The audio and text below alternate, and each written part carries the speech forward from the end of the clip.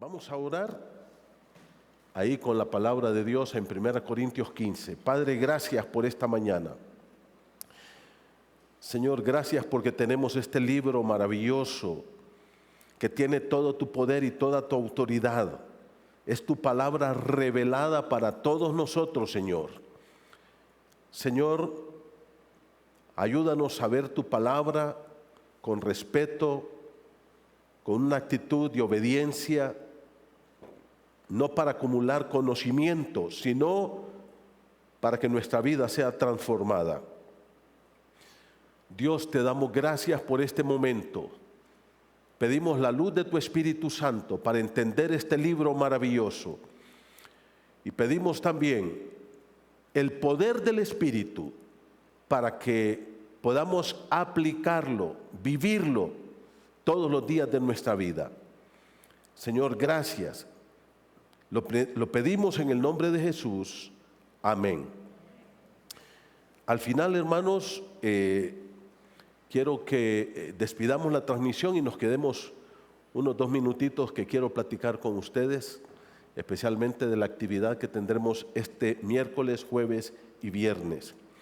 Muy bien, 1 Corintios 15, el argumento o el tema de este capítulo, mi hermano, la idea que une, que amarra todos los detalles de este capítulo es la siguiente, ya la di, pero siempre es bueno recordarla cada domingo. El Evangelio de Jesucristo es el aval que garantiza nuestra futura resurrección. Ese es el tema de todos los 58 versículos. El Evangelio de Jesucristo es el aval que garantiza nuestra futura resurrección. Hemos visto 3 cosas. Primero, el Evangelio es la clave para nuestro futuro en el cielo. Nadie va a estar en el cielo. Absolutamente nadie va a ir al cielo sin el Evangelio de Jesucristo. Y Pablo ahí lo dice claramente. Lo que primeramente les prediqué fue lo que yo recibí. Que Cristo murió por nuestros pecados, que fue sepultado, que resucitó y que apareció, y que Él es el único Salvador. No hay otro evangelio. Y Pablo dice en Gálatas capítulo 1 del 6 en adelante: cualquiera que predique un evangelio diferente de este es anatema, es anatema. La segunda parte, eso es los versículos del 1 al 11. 1 Corintios 15 del 1 al 11. La segunda parte, el Evangelio nos da los razonamientos doctrinales de la resurrección. Ahí está. Cristo resucitó. Él vive, Él es el Rey y Señor. Y como Él resucitó, entonces los muertos en Cristo y todos los muertos van a resucitar. En tercer lugar, eso es del 12 al 19, del versículo 12 al versículo número 19. En tercer lugar, el Evangelio de Jesucristo trajo la esperanza bienaventurada de la resurrección a todos los creyentes. Si ustedes miran ahí, calificamos como esta esperanza bienaventurada. Y aquí es lo que dicen los versículos del 20 al 34. De eso hablamos el domingo anterior. Dice, Cristo ha resucitado. Mire conmigo, por favor, capítulo 15. Dice la palabra del Señor así, versículo número 20. Mas ahora Cristo ha resucitado. Él resucitó. Él vive. Y Él, cuando venció la muerte, ahí en su resurrección victoriosa, nuestro amado Salvador Jesucristo es la garantía de tu resurrección, de mi resurrección y de todos los que han muerto en Cristo Jesús. Ahora, mis hermanos, la palabra de Dios nos dice que hay un orden de la resurrección. Mira el versículo número 21. Por cuanto la muerte Porque por cuanto la muerte entró por un hombre, también por un hombre la resurrección de los muertos. O sea, Adán introdujo la muerte al convertirse en pecador. La Biblia dice, por cuanto todos pecaron, y el pecado nos separa de Dios, nos da la muerte espiritual, y la muerte espiritual conduce al hombre a la muerte eterna. Y luego, ¿qué dice? También en Cristo, versículo 21, también por un hombre, este hombre es Cristo, Dios trajo la resurrección de los muertos. Porque así como en Adán todos mueren, también en Cristo todos serán vivificados, todos van a resucitar. Pero cada uno, ¿qué dice? En su debido orden. Si usted va conmigo al libro de Apocalipsis, busque ahí por favor en el capítulo número 20, versículo 6. Mire conmigo Apocalipsis capítulo 20 por favor, y versículo número 6. Dice la palabra del Señor así, Apocalipsis 26. Bienaventurado y santo el que tiene parte en la primera resurrección. Aquí nos habla de qué? De la primera resurrección.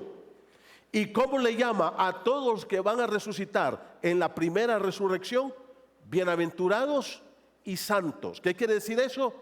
La palabra bienaventurado, la palabra quiere decir felices, dichosos, plenos, satisfechos.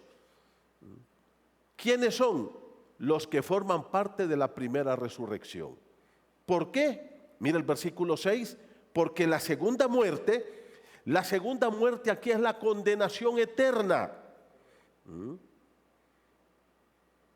Mira el versículo número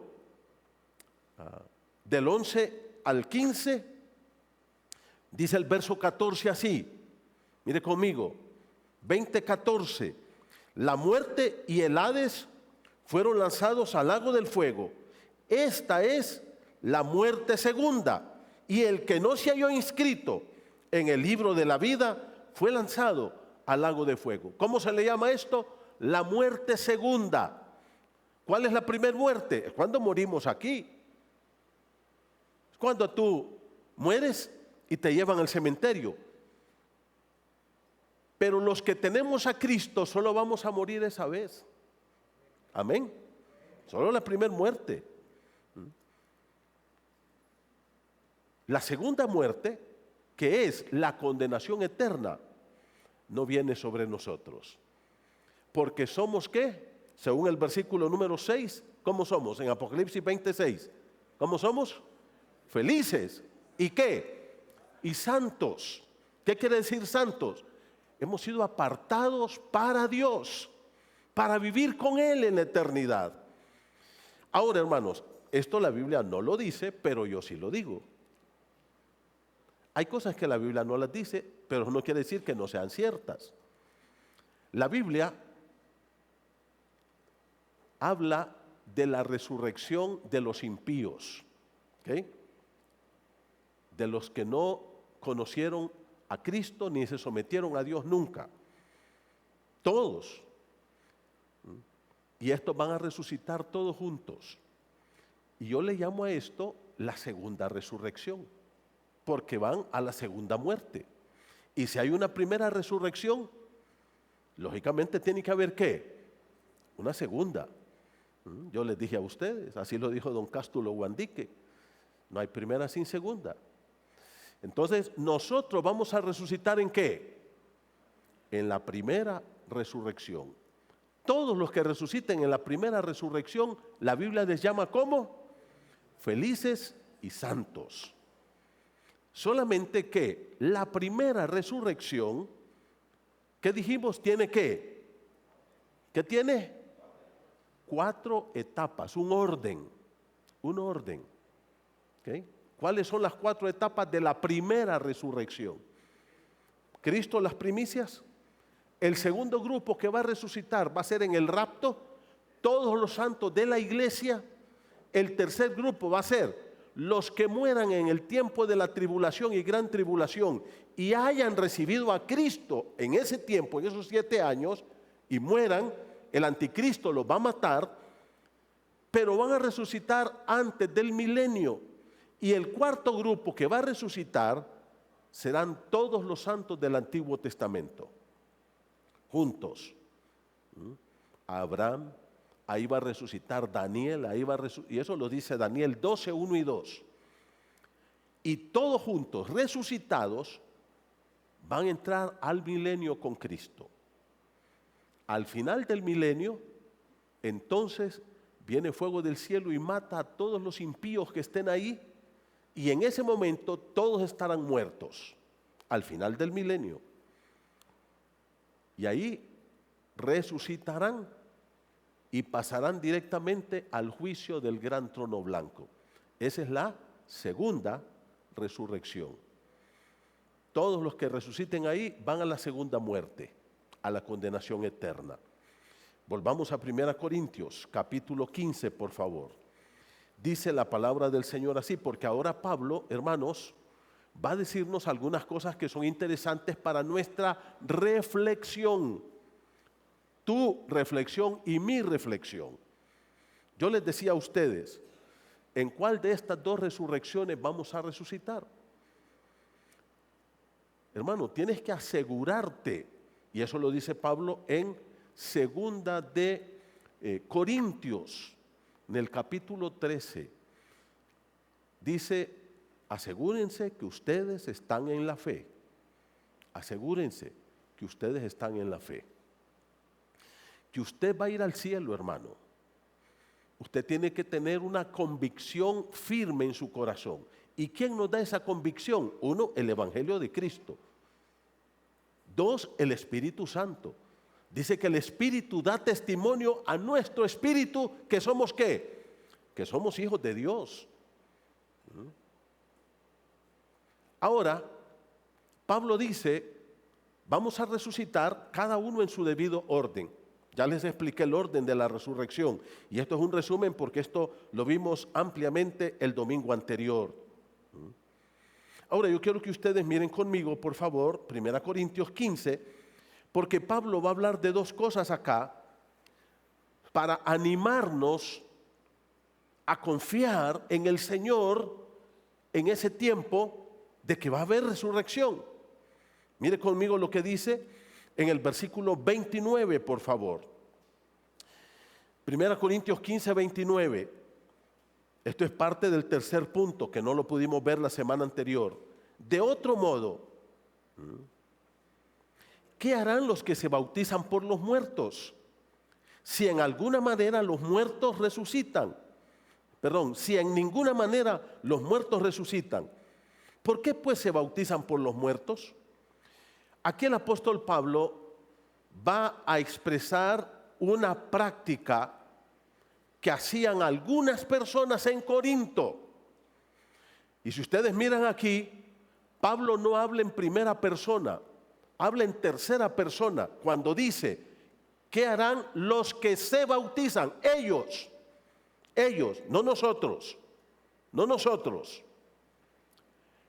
Esto, hermanos, y yo estuve investigando, leyendo, y no hay, escucha esto, no hay ninguna otra referencia, ni en los escritos del primer siglo, de los discípulos, ni de los discípulos de los discípulos. ¿Saben ustedes que cuando murieron los discípulos se levantaron los nuevos discípulos para seguir predicando el Evangelio? Los que se les conoce en la historia de la iglesia como los padres apostólicos. Los padres apostólicos fueron los que fueron discípulos de los discípulos. ¿Okay? Ellos también escribieron algunas cartas. Y en ninguna de ellas hay registro de esto, bautismo por los muertos. Pero hay algo más, ni tan siquiera en los escritos del mundo pagano del primer siglo hay referencia a esta práctica, solamente aquí, no más. ni en los escritos cristianos, ni en los escritos no cristianos. Probablemente esta era una práctica que hacían algunas pocas personas en Corinto, de bautizarse por las personas que ya habían muerto, con la esperanza de que estas personas en algún momento alcanzaran la resurrección. Dicho sea de paso, esta es una práctica satánica, malvada, perversa, porque nadie puede ayudar a alguien que se murió a salvarse. La Biblia dice, en esta vida tenemos la oportunidad de salvación. El que se murió, no importa quién sea, si se murió sin Cristo, participará en la segunda resurrección y en la segunda muerte. No hay esperanza. Hay religiones que están ahí hablando de que los que ya se murieron les ayudes y que hagas esto y que hagas lo otro y deja aquí y que des allá y que les ayudes. De hecho, parte de eso fue lo que produjo la Reforma en 1517. Porque los que vendían indulgencias o perdón, si ustedes se acuerdan, vender el perdón cuando la salvación es pura gracia de Dios, cuando el perdón solamente es por el amor y la gracia de Dios a través de Cristo, esta gente decía, cuando usted suelta la moneda y esa moneda toca el fondo del balde, en ese sonido que hace la moneda, su familiar salta del purgatorio y del infierno y sale y lo llevan al cielo. Eso es lo que decía. Y estos bautizándose por los muertos. De hecho, hermanos, como yo les decía, esta es una práctica pagana, satánica, antibíblica que hacía un grupo pequeño allá en Corinto. Y lo que Pablo está diciendo no es que nosotros bauticemos por los muertos. Lo que Pablo está haciendo es tomar esto como un ejemplo, esta práctica perversa, antibíblica, como queriendo decir, mire estos que son paganos, ellos tienen esperanza también de resucitar, aunque nunca la van a tener. Cuanto más nosotros que estamos en la verdad. Eso es lo que Pablo está diciendo ahí. Pero la segunda cosa que Pablo dice acá, no solo que hay un grupo pagano, que aunque son paganos, impíos, incrédulos, antibíblicos, de alguna forma tienen una esperanza en la resurrección y por eso hacen esas prácticas. Pero Pablo dice, pero por otro lado estamos nosotros. Eso es aquellos paganos. Ahora, ¿qué dice la palabra de Dios? Mire el versículo 30. Ahora sí Pablo va a hablar en primera persona. Este versículo está en tercera persona. ¿Qué hacen ellos? No nosotros, los que se bautizan por los muertos. Versículo número 30. ¿Y por qué nosotros peligramos a toda hora? Ahora Pablo dice, ahora vamos a poner el ejemplo de nosotros. ¿Y por qué dice Pablo, nosotros peligramos a toda hora? ¿Qué quiere decir esto, mis hermanos? Lo que el apóstol está diciendo acá es que si no hay resurrección, si nosotros nos vamos a morir y nos vamos a quedar ahí en la tumba y nuestro cuerpo se va a deshacer y nos vamos a la nada, sería mejor vivir cómodamente ahí en la casa, sin estarnos molestando. Usted, en vez de estar aquí, estaría en su casa viendo un partido de fútbol, comiéndose una buena carnita asada ya con sus amigos. ¿Por qué hacemos esto?, dice Pablo. ¿Por qué estamos aquí? E incluso, ¿por qué nosotros ponemos nuestra vida en peligro si no hay resurrección? Mira el versículo número 31. Os aseguro, hermanos, por la gloria de que de vosotros tengo en nuestro Señor Jesucristo, que cada día muero. Pablo dice, todos los días mi vida está en peligro. ¿Por qué? Porque Pablo todos los días era perseguido por su mensaje y por su ministerio. Y Pablo lo que está diciendo aquí es, si yo prácticamente no me han matado porque Dios me ha cuidado. Eso es lo que está diciendo. De hecho, en Iconio dice que lo apedrearon. ¿Y qué pasó? Y lo arrastraron creyendo que estaba muerto. Creyendo que ya estaba muerto. Y luego, ¿qué dice Pablo? Mira el versículo número 32. Si como hombre batallé en Éfeso contra fieras. Y Pablo aquí no está hablando de animales literales. Esta es una palabra metafórica que habla de hombres perversos, malos, que lo atacaron, que estuvieron a punto de matarlo. Le llama fieras acá. ¿Y qué dice Pablo? Mire lo que dice el versículo número 32. Que me aproveche entonces, dice, si no hay resurrección, entonces ¿para qué estoy haciendo esto? ¿Para qué me estoy sacrificando? ¿Para qué estoy exponiendo mi vida? ¿Para qué estoy guardando mi vida? ¿Por qué me abstengo del pecado? ¿Por qué yo vivo esta vida? Por una sola cosa, dice Pablo. ¿Sabe por qué? Porque hay una resurrección y un día todos nosotros vamos a estar con el Señor en su presencia. Y eso, dice Pablo, es nuestra motivación. Y mire cómo llega a decir, versículo número, que dicho sea de paso, Pablo menciona aquí Éfeso, hermanos, donde Pablo pasó por lo menos 2 años, probablemente un poco más, unos 3 años allá. Hechos dice que fueron 2 años, pero las veces que estuvo otra vez, probablemente unos 3 años, y él llevó el evangelio a todo Asia. Asia aquí es lo que hoy se conoce como Turquía. Antes era el Asia Menor. Es la zona, toda el área que tiene Turquía hoy. Ahora Pablo dice, ahí, plantando iglesias, predicando el evangelio, mi vida fue puesta en peligro muchas veces. Versículo 32 dice, si como hombre batallé en Éfeso contra fieras. Y Pablo menciona todo lo que ha sufrido. Ya lo vamos a ver ahorita. Dice, ¿qué me aprovecha? Y mire cómo dice, si los muertos no resucitan, comamos y bebamos que mañana moriremos. ¿Qué dice? Si no hay más allá, después de esta vida, vivamos esta vida como nos da la gana. Como nos da la gana. Si no hay nada más. Yo quiero que vaya conmigo a 2 Corintios, por favor, capítulo 12. Mire conmigo 2 Corintios, capítulo 12.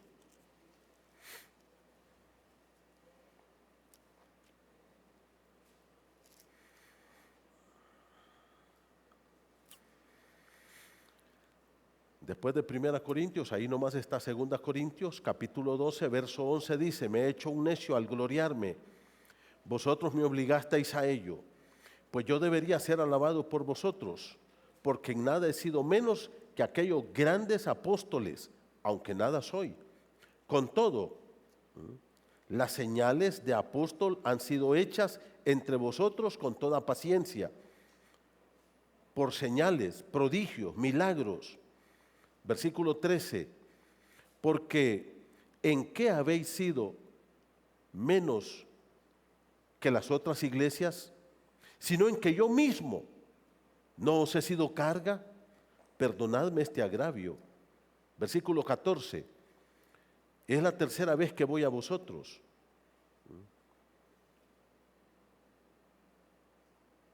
Y estoy preparado para ir a vosotros.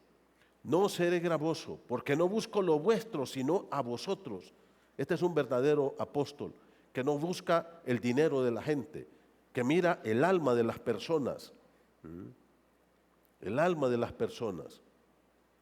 Y Pablo aquí, hermanos, habla de todo lo que fueron sus sufrimientos, de todo lo que él padeció.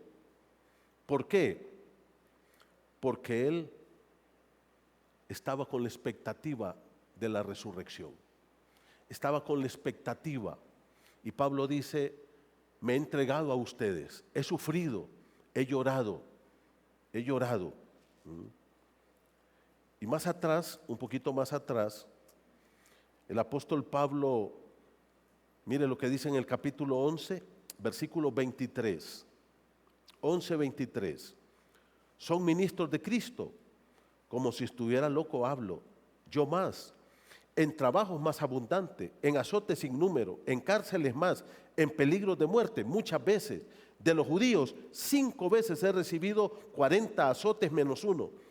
3 veces he sido azotado con vara, 1 vez apedreado, 3 veces he padecido naufragio, 1 noche y 1 día he estado como náufrago en el mar, en caminos muchas veces, en peligros de ríos, peligros de ladrones, peligros de los de mi nación, en peligros de los gentiles, peligros en la ciudad, peligros en el desierto, peligros en el mar, peligros entre los falsos hermanos, en trabajos y fatigas, en muchos desvelos, en hambre y sed, en muchos ayunos, en frío y en desnudez, y además de otras cosas, lo que sobre mí se agolpa cada día, la preocupación por todas las iglesias. ¿Quién enferma y yo no enfermo? ¿A quién se le hace tropezar y yo no me indigno? Si es necesario gloriarse, me gloriaré en lo que es mi debilidad. ¿Qué dice Pablo? Aquí les voy a narrar parte de mis sufrimientos, de lo que él dice allá en el capítulo 15. Volvamos al capítulo 15 de 1 Corintios. El apóstol Pablo dice, en conclusión, hermanos, ¿ustedes saben por qué yo sufro todo esto? Sufro todo esto porque tengo esperanza de la resurrección, porque estoy convencido que un día yo voy a estar con Cristo, y como Pablo lo dice en el libro de Filipenses, todo esto para mí ha sido pérdida por amor de Cristo. Todo esto ha sido basura. Y tristemente, hermanos, lo que Pablo tenía como basura, todo lo material, los títulos y diplomas y todo eso, para muchos hoy es su gloria. Y hablo incluso de creyentes en Cristo, que han perdido la perspectiva, que han perdido su visión clara de la vida presente y de la vida eterna. Para muchos creyentes, lo que Pablo tenía por basura son su gloria hoy. Son sus títulos y diplomas, son sus cartas de presentación. ¿Qué dice Pablo? Hermanos, vamos de paso en esta vida. Aprovechemos el tiempo que tengamos. A veces nosotros vivimos una vida demasiado cómoda, demasiado materialista, demasiado egoísta. No nos importa nada ni nadie más que nosotros mismos. Estamos enfocados en nuestro trabajo, en nuestro dinero, en nuestra casa, en nuestro carro, en nuestro título, en solo mío. Pablo dice, cuando yo me encontré con Cristo, entendí que tenía el tesoro más grande. Y hermano, te voy a decir una cosa, nada de esta vida va a llenar tu corazón. Nosotros, dice Pablo en el libro de Colosenses, capítulo 2, estamos completos en Cristo. ¿Tú debes trabajar? Claro que sí, pero tú no eres para el trabajo. Tu trabajo es para la gloria de Cristo. Es para que ahí seas luz. No es para que tú corras y que tú digas, no tengo tiempo ni de orar, mire todo el trabajo que tengo. No, no, no. No es para eso. No es para que tú digas, mire, yo no tengo tiempo de estar en el discipulado porque mi trabajo no me lo permite. ¿Cómo que no te lo permite? Tú no eres esclavo del trabajo, tú eres esclavo de Cristo. Y vas a vivir con Cristo, el Cristo victorioso, el Cristo resucitado por toda la eternidad. Pablo dice, miren, todo lo que había sufrido, si no hay resurrección y si no voy a vivir con Cristo en la eternidad, ¿de qué sirve todo esto? Comamos y bebamos que mañana moriremos. Y eso es lo que están haciendo muchos. Solo trabajar para comer, para vivir bien, para tener, sin pensar en la eternidad, sin pensar que eso es terrenal, sin pensar que eso es pasajero.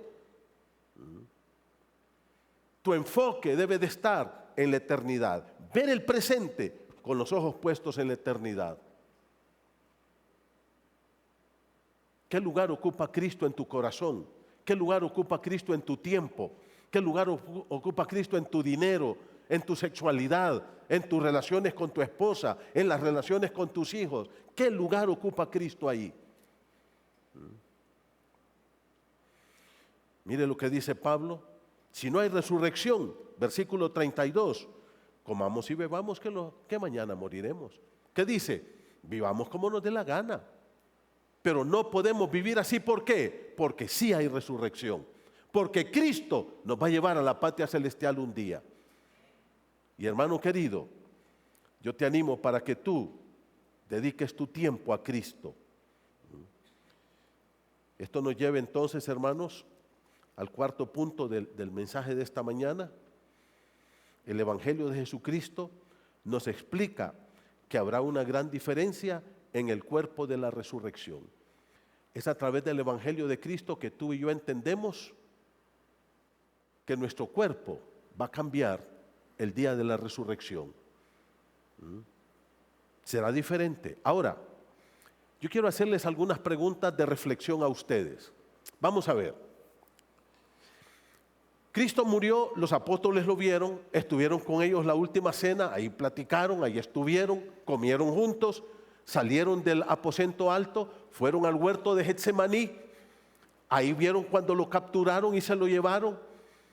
Pedro y Juan por lo menos allá andaban cerca observando lo que le estaban haciendo a Jesús. Luego lo vieron morir. Cuando Cristo llegó, el primer día de la semana, el domingo que resucitó, donde dice que estaban todos ahí encerrados, cuando ellos lo vieron, ¿dudaron de que era Cristo o dijeron, este es Cristo? Algunos dudaron, pero ellos se convencieron que era Jesús. Dice Hechos, capítulo 1, que Cristo les apareció durante 40 días con pruebas indubitables de su resurrección. ¿Qué quiere decir indubitables? Que no dejó dudas. Cristo resucitó. Ahora, cuando Cristo resucitó, hermanos, ¿era más alto, más gordo, diferente o era el mismo Cristo? ¿Ah? Era el mismo.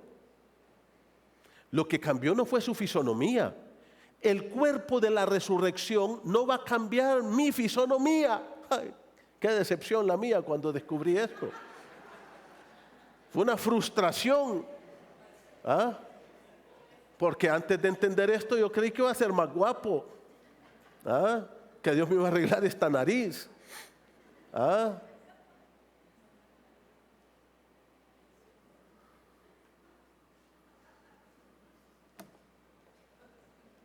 Así voy a ser eternamente y para siempre.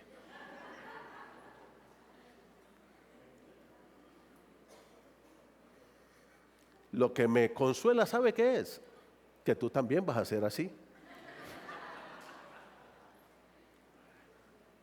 Porque el cuerpo de la resurrección no va a cambiar tu fisonomía. Los únicos que van a cambiar, ¿quiénes son, hermanos? Aquellos que tienen defectos físicos. Si alguien perdió una pierna, no se va a levantar sin pierna, él va a tener sus dos piernas. ¿Me explico? Porque Cristo llevó todas nuestras enfermedades, ¿dónde? En la cruz. Y ese versículo tiene su pleno cumplimiento en la resurrección, en la eternidad.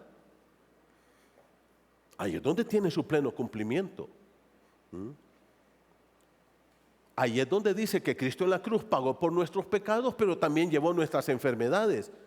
Y no habrá muerte. ¿Por qué? Porque Él pagó todos nuestros pecados, me limpió, me justificó, y cuando Él me perdonó, me regaló la vida eterna. Me limpió del pecado, ahora yo soy santo, tú eres santo. Y en la eternidad no hay enfermedad ni muerte.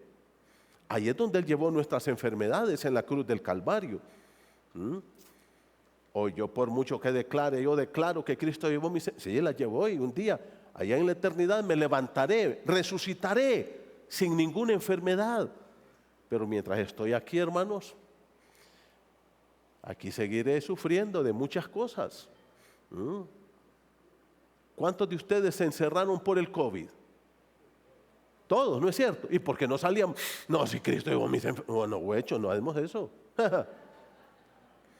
¿Por qué? Porque nos íbamos a contaminar y de hecho hasta pastores murieron, ¿sí o no? porque eso no se cumple hoy, se va a cumplir allá. Cuando Cristo me resucite sin pecado, santo, puro, sin mancha y limpio de toda enfermedad y muerte. Amén. Miren, qué bendición. Por eso la Biblia dice, felices y santos los que tienen parte en la primera resurrección. Pero el cuerpo seguirá siendo lo mismo, igualitos. Cuando ustedes me miren en el cielo, ahí ve el pastor, van a decir. Y se van a reír, se van a ir riendo de mi nariz y de mi fealdad.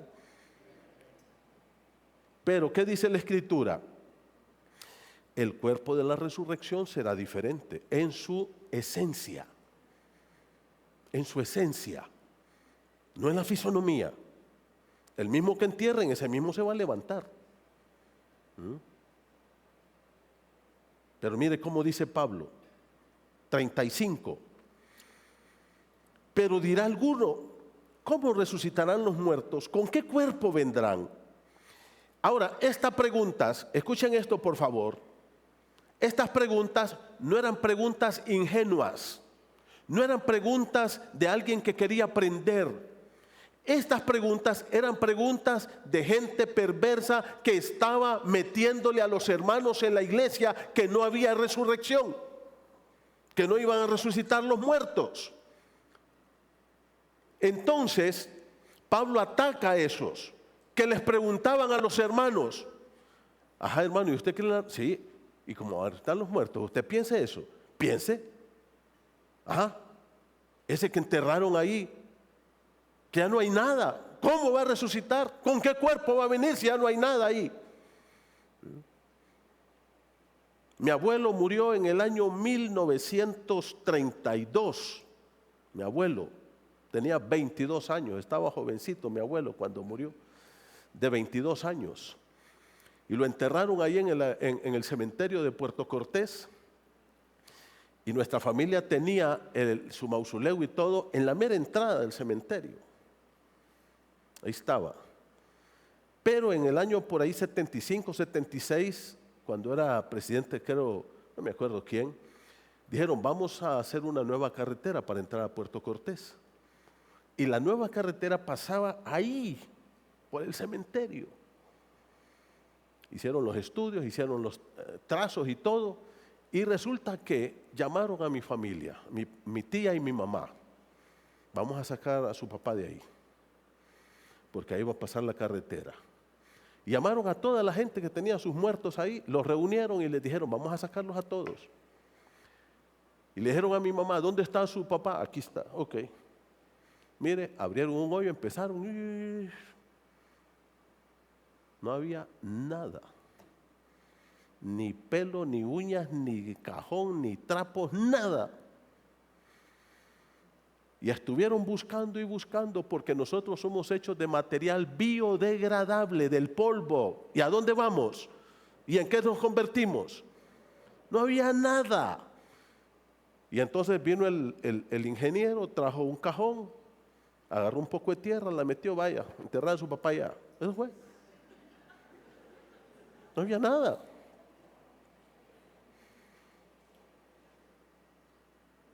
No vieron nada. Esa es la pregunta que hacían estos. Por eso Pablo, ¿cómo lo llama? Mira el versículo número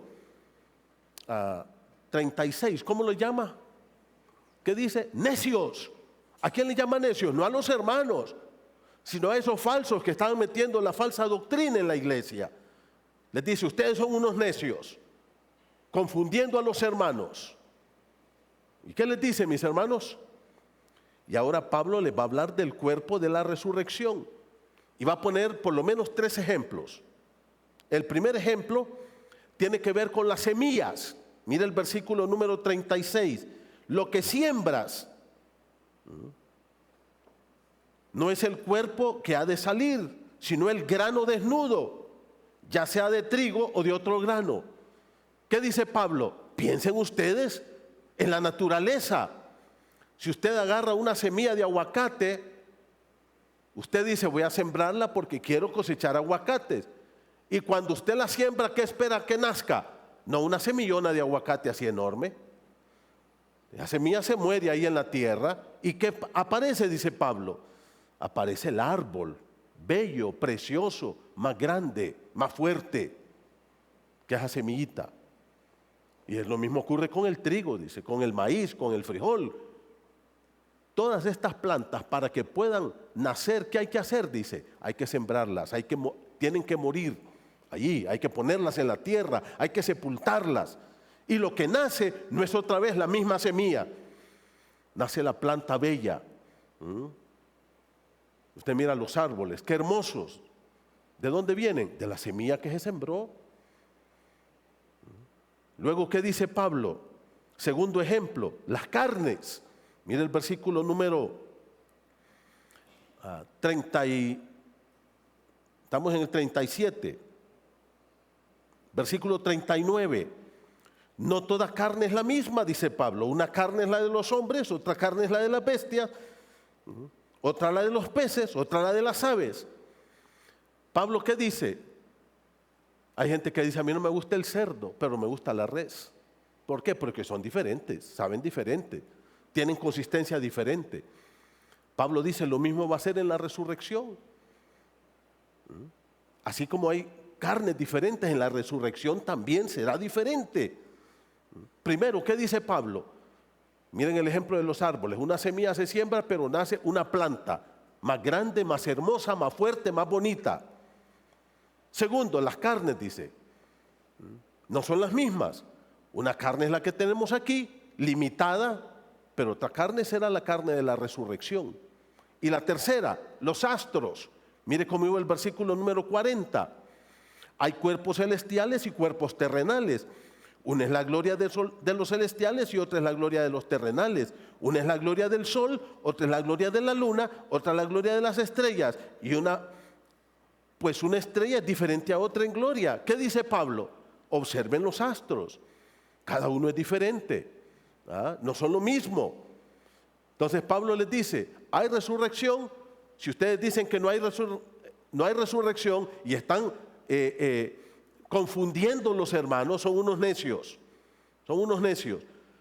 Con sus preguntas que les hacen. ¿Y cómo van a resucitar? Ay, aquel que se lo comió el tiburón allá en el mar, ¿cómo va a salir de ahí? Eso es mentira, eso es imposible. ¿Qué les dice Pablo? Son unos necios. Óigame, si Dios tuvo el poder con su palabra de crear todo esto, ¿cómo no va a levantar los muertos? ¿Hay algo que sea imposible para Dios? Ahora, ¿qué dice Pablo? Mira el versículo 42. Así también es la resurrección de los muertos. Y ahora el apóstol Pablo, hermanos, aquí va a decir cosas maravillosas. Por lo menos 4 cosas hermosas, lindas. Número 1, se siembra o se pone el cuerpo muerto en corrupción y va a resucitar en incorrupción. Ahora, si ustedes se miran, el apóstol Pablo no está explicando el cuerpo, cómo vamos a hacer, está explicando la esencia de la resurrección. La esencia de la resurrección. Por eso Pablo dijo en el capítulo 15 que Cristo es las primicias de los muertos. ¿Qué quiere decir las primicias? ¿Se acuerdan que lo explicamos? Es el primero en resucitar para no volver a ver muerte. Ahora, hermanos queridos, si Él es las primicias, Él es el prototipo, Él es el ejemplo de la resurrección. Así como lo sepultaron, se levantó el mismo cuerpo. Pudo comer, ahí estuvo comiendo. Dicen los discípulos, nosotros lo vimos, comimos con Él, lo tocamos, era Él. Solo que ya en su esencia había cambiado. Cristo, cuando resucitó, no necesitaba caminar ya para llegar hasta allá, sino que iba directo. El cuerpo de la resurrección no tendrá límites, ni de tiempo, ni de espacio. 1000 años. ¿Se imagina usted cuando usted me diga, pastor, hoy estoy cumpliendo 3.455.000 años? Lindo, ¿no es cierto? Si ahorita nos asusta ya cuando yo digo, pues ya voy a cumplir 67 años yo, ya no quiero cumplir. Pero en allá, cuando resucite, yo les voy a decir, hermanos, 10.843.000 años hoy. No tiene límite.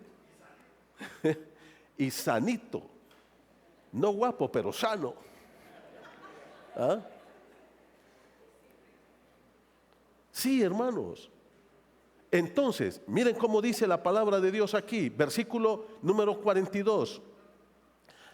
Se siembra en corrupción. ¿Qué quiere decir se siembra en corrupción? Se va a podrir, se va a arruinar, se va a deteriorar tu cuerpo ahí, pero te levantarás ¿cómo? En incorrupción. Nunca más se enfermará, vas a enfermar o vas a morir, nunca. Segundo, versículo 43, se siembra en deshonra, pero resucitará en gloria, en humillación. Ahí somos puestos. Lo peor es la muerte para el ser humano. Estar ahí, tirado en el suelo. Estar ahí, sepultado bajo la tierra. Deshonra. Pero ¿cómo vamos a resucitar? En gloria. Tercero, versículo 43. Se siembra en debilidad, un cuerpo débil, un cuerpo frágil, pero vamos a resucitar ¿qué? En poder. Ya no débiles, ya no temerosos ante el pecado, ya no temblando ante la tentación, ya no con miedo de las elecciones que vienen, nada. En gloria, en poder. Y por último, versículo número 44, se siembra cuerpo animal, un cuerpo natural quiere decir, así humano, de carne y hueso, pero resucitará un cuerpo espiritual. Y cuando Pablo dice espiritual, no es que vamos a hacer un espíritu que nadie nos va a ver, no. Lo que quiere decir es un cuerpo que no va a tener límites en tiempo, en espacio y en nada. Que usted está aquí ahorita, el día que resucite dice, hombre, yo quiero ir a Jerusalén y pum, ya está en Jerusalén. No tiene que ir al aeropuerto, no tiene que comprar un boleto, no tiene que ir allá 15 horas volando. No, no, no. En el momento, ya, sin límites. Un cuerpo como el de Cristo. Un cuerpo como el de Cristo. Y para concluir y terminar, el Evangelio de Jesucristo nos enseña la necesidad que todos tenemos de tener cuerpos glorificados para ir al cielo. El Evangelio, en quinto lugar, el Evangelio de Jesucristo nos enseña la necesidad de que todos tengamos cuerpos glorificados para ir al cielo. Mire el versículo número 51, dice el apóstol Pablo. He aquí os digo un misterio. Pablo dice, les voy a revelar algo que está escondido, pero que aquí se los digo, eso es un misterio. ¿Qué dice? No todos dormiremos. ¿Qué quiere decir que no todos dormiremos? Que no todos ¿qué? Vamos a morir. Si ahorita es el rapto, hermanos, si ahorita es el rapto, óigame, ¿qué va a pasar con nosotros? Somos transformados y nos vamos al cielo sin ver la muerte. Eso es lo que más quisiéramos, ¿no es cierto? Porque morir no nos gusta, hermano. Como dijo un predicador amigo mío, todos nos queremos ir al cielo, pero nadie se quiere morir. ¿Ve usted? Nadie se quiere morir. Por eso ahí están los médicos con las puertas abiertas esperándonos. Porque saben que en cuanto nos enfermamos, ahí vamos a parar con ellos. Y si no tenemos para ir ahí, aunque sea un poco de Vicks, nos ponemos, pero no nos queremos morir. Mire cómo dice el verso 51. Pero todos seremos ¿qué? Transformados. Todos vamos a sufrir ese cambio en el cuerpo, de esencia del cuerpo, de un cuerpo de humillación, de un cuerpo, mi querido hermano, de debilidad, de un cuerpo carnal, de carne y hueso, a un cuerpo como el de nuestro amado Salvador Jesucristo. Un cuerpo puro, santo, sin limitaciones de tiempo, de espacio, que va a poder vivir por la eternidad. En un momento, versículo 52, en un abrir y cerrar de ojos, a la final trompeta, porque se tocará la trompeta. Yo creo que aquí Pablo está hablando del rapto, esa es mi opinión, porque eso es lo que Pablo dice en Primera de Tesalonicenses 4:13 al 18. ¿Okay? Y mire cómo dice: se tocará la trompeta y los muertos serán resucitados, y nosotros, los que estemos vivos, seremos transformados. Nuestra esencia en ese momento cambiará. Y me gusta cuando Pablo dice aquí, versículo número 52, en un momento. ¿Sabe cuál es la palabra que usa Pablo para decir momento aquí? La palabra es átomo. En un momento de tiempo indivisible, o sea, va a ser en fracciones de millonésimas de segundos. Seremos transformados. Esa es la palabra que usa, átomo. Literalmente así la usa Pablo. Y dice, versículo 53, porque es necesario que esto corruptible se vista de incorrupción y que esto mortal se vista de inmortalidad. No moriremos, ya no pecaremos más. Y entonces se cumplirá la palabra que está escrita. Versículo número 54. Sorbida es la muerte en victoria. ¿Sabe lo que significa sorber? Tragar. Algo que usted hace sin esfuerzo, algo que usted hace sin miedo, algo que usted hace rutinariamente. Mire, agarra un bote y pum, traga. No le duele, no sufre, nada. Dice, esa es la muerte para nosotros, como un trago. Sorbida es la muerte en victoria. La victoria de Cristo es la que trae la victoria para nosotros sobre la muerte, hermanos. Y a propósito, esta es una cita que está en el libro de Isaías 25, versículo 8. ¿Dónde está, oh muerte, tu aguijón? ¿Dónde, oh sepulcro, tu victoria? Ya la muerte y el sepulcro no tienen poder sobre nosotros. Aunque muramos, vamos al sepulcro, pero de ahí el Señor nos va a levantar un día. Versículo 56, ya que el aguijón de la muerte es el pecado y el poder del pecado la ley. Mire cómo Pablo dice esto. El aguijón de la muerte, ¿cuál es? Es el pecado. ¿Por qué nosotros morimos? ¿Por qué morimos? Porque pecamos. El pecado es lo que lleva al hombre a la muerte. Y miren la nota de triunfo de Pablo. Versículo número 57, mas sean gracias a Dios que nos da la victoria. ¿Cuál es la victoria? ¿Cuál es la victoria? La resurrección, por medio de nuestro Señor Jesucristo. Conclusión. ¿Qué dice la palabra de Dios, hermanos? Así que, hermanos, si usted y yo tenemos esperanza de la resurrección, si ya tenemos a Cristo y estamos seguros de esa promesa de Dios, que un día nos vamos a levantar, vamos a ser transformados y llevados al cielo, a vivir con Dios, ¿qué dice? 1, seamos firmes en nuestra vida espiritual. Mira el versículo 58, estad firmes, número 1. Quiere decir, no andes para allá y para acá en la vida cristiana, manténgate bien plantado. 2, ser constantes. No aparezcas aquí cada 4 meses, hermano. Hay gente que viene hoy y se pierde 15 días, y se pierde un mes, y se pierde 2 meses, 6 meses. Algunos para siempre se pierden. ¿Qué dice que debemos ser? Constantes. Y tercero, ¿qué dice? Creciendo en la obra del Señor siempre, trabajando para Cristo, porque es lo que nos vamos a llevar al cielo. Al cielo lo único que te vas a llevar, hermano, es lo que hagamos para Cristo.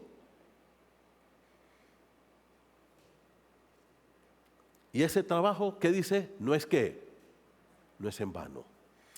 Hermano, en esta mañana concluimos el estudio de 1 Corintios 15, una enseñanza maravillosa que nos da la palabra del Señor ahí, una garantía de que Cristo resucitó, que Él murió y pagó por nuestros pecados, y que eso nos da la garantía a nosotros de la vida eterna, de que aunque yo mañana tenga que enterrar un familiar muy querido, o yo mismo enfrente una gravedad, tengo que hacerlo con la esperanza de ¿qué?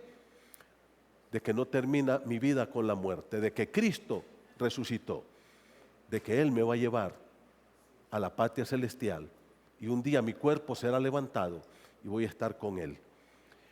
A veces nosotros decimos una frase que no es muy bien dicha.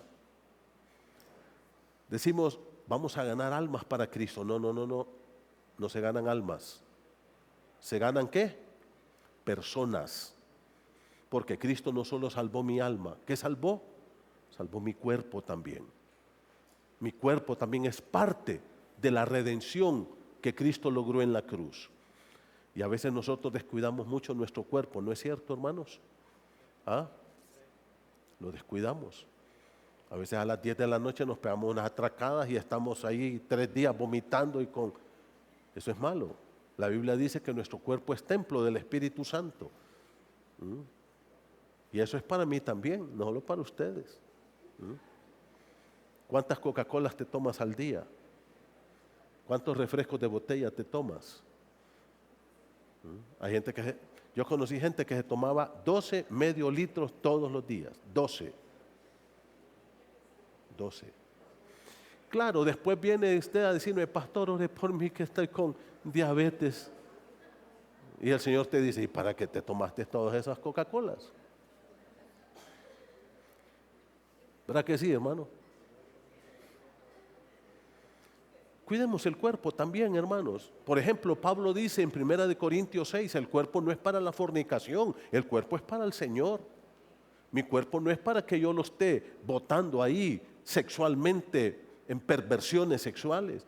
Mi cuerpo también ha sido redimido por Cristo. Tengo que cuidar mi cuerpo. No solo el alma, el cuerpo también. Cuidémonos, hermanos. Y sobre todo, sirvamos a Cristo. Ahí en la eternidad, solo lo que hagas para Cristo va a estar allá brillando. Así es que disfrutemos de la vida presente a la luz de la eternidad. Amén. Vamos a orar. Padre, gracias por este momento. Gracias porque tú nos has redimido cuerpo, alma, espíritu, mente, voluntad, carácter, emociones, sentimientos, y vamos a vivir contigo en la eternidad. Danos un corazón recto, piadoso, temeroso de Dios, que te ame a ti más que a todos, Señor.